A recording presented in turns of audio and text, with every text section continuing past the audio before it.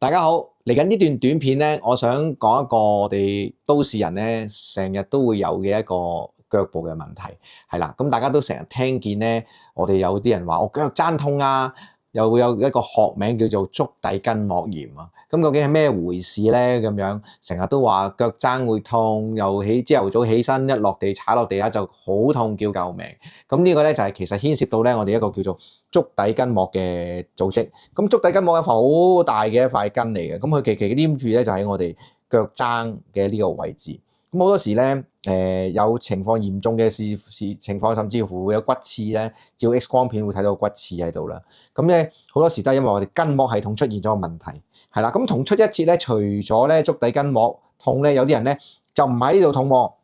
而係後筋痛嚇。咁有啲朋友好中意跑步啊，做運動啊，或者做好多跳躍嘅運動咧，好多時咧會有個我哋叫做阿基里氏腱嘅肌腱炎嚇，或者咧喺佢呢一個腳踭嘅位置咧，啱啱阿基里氏腱咧黐附喺我哋嗰個筋骨嗰個位置呢個位咧，又係會有骨膜炎啊、筋膜炎啊、發大啊呢啲情況咁嘅情況出現啊。咁呢個好常見嘅喺我哋香港嘅地方啦。咁我整體教一教大家用呢個 RRS Blade 咧點樣去放鬆先。好啦，先講咧就係第一樣咧，就係我哋首先要放鬆我哋就係足底嘅筋膜啦。嗱，咁大家都好了解我哋足底筋膜有塊係一個凹陷嘅面啦，咁所以我哋會用嘅突面咧，我哋先咧喺個足底筋膜嗰度咧做一啲放鬆嘅。咁我哋可以沿住呢個足底筋膜去到可以分開腳板咧，好似3個線位咁樣第一條線位去到我哋腳趾公嘅位置，係嘛？第二個線位咧就啱啱足部嘅中間嘅位置，係啦。第三個線位咧可以咧就再去到我哋足部外側嘅位置，係啦。咁我哋3個線位都走勻啦。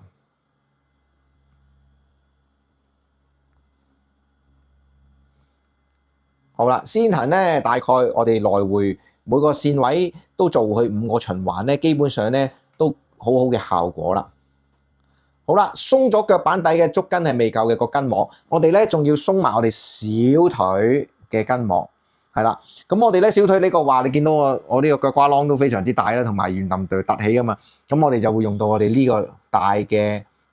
凹陷嘅呢個位咧，去同佢做啦。咁沿住又係可以走幾條線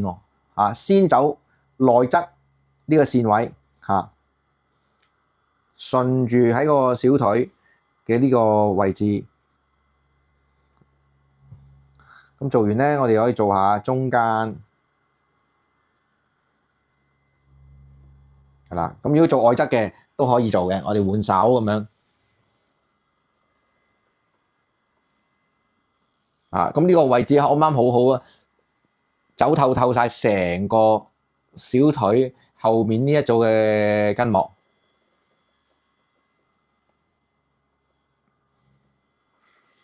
OK， 都係同一個原則，大概可以循環5次。好啦，咁第二個位置咧，除咗小腿凸起咧，其實我哋啱啱脛骨呢個位置，啱啱好多時咧有啲上5寸下5寸啊，揞到條叫脛骨啦。咁啱啱呢個邊垂咧，其實我哋都要做一做呢個筋膜。咁嗱，邊垂咧我哋就唔用嗰個凹位啦，而係會用喺呢個凸位啦。因為呢個比較扁平啲，同埋脛骨嘅位置咧，我哋都會用到呢一個凸起嘅位，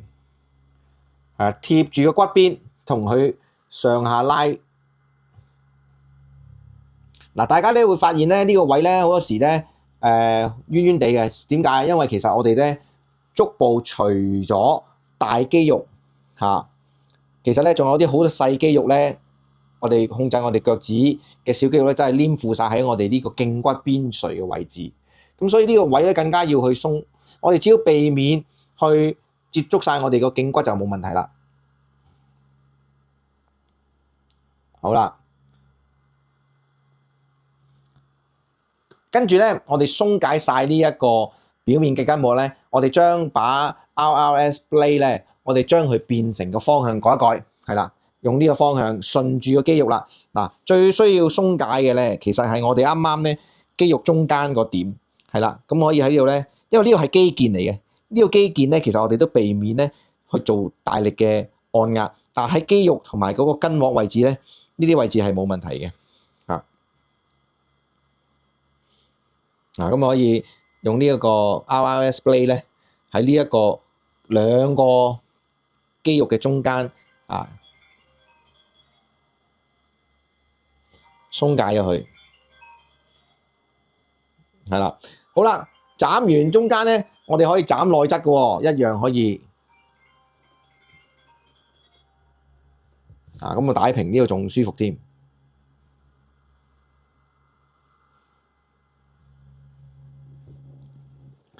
咁好啦，做完咧呢啲大啲嘅面積咧，我哋用細啲嘅面積呢個位咧，喺個亞基里士腱呢個位置，亞基里士腱咧就係呢一個根部呢條筋嘅兩旁啦，呢啲位置比較集中啲去鬆開咗我哋好疲倦成日要用力嗰啲嘅肌腱咁樣。咁做完內側之後咧，亦都可以去做喺外側嘅，只要改翻個方向咧，都做到噶啦。